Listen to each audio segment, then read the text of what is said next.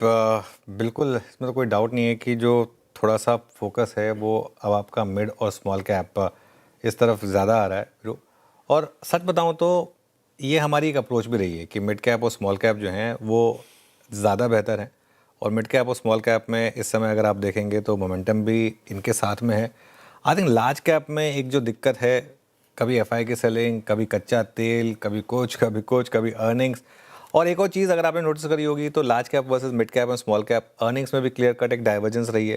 तो I think ये एक फैक्टर है कि आप थोड़ा सा मोमेंटम जो है इस समय लार्ज कैप के बजाय मिड कैप और स्मॉल कैप में देख रहे हैं। तो और मेरा मानना यह है कि अगले कुछ हफ्तों तक या अगले कुछ दिनों तक तो एटलीस्ट जब तक ये कच्चा तेल नीचे ना आए तब तक तो आपको मिड कैप और स्मॉल कैप यहीं पर फोकस रहना है। इसका मतलब ये नहीं कि लार्ज कैप बिल्कुल अवॉइड करना है। कई लार्ज कैप्स ने बहुत शानदार रिटर्न्स दिए हैं, ऐसा नहीं है, लेकिन एग्रीगेट लेवल पर लार्ज कैप में पैसा नहीं बन रहा है। एक्चुअली एग्रीगेट लेवल पर तो लार्ज कैप में पैसा 3 साल से नहीं बन रहा है। हम आज की क्यों बात करें, है ना। तीन तो उस हिसाब से अगर आप देखेंगे तो बिल्कुल ये आपका एनालिसिस सही है कि इस समय थोड़ा फोकस मार्केट का शायद मिड और स्मॉल कैप पर रहेगा। आप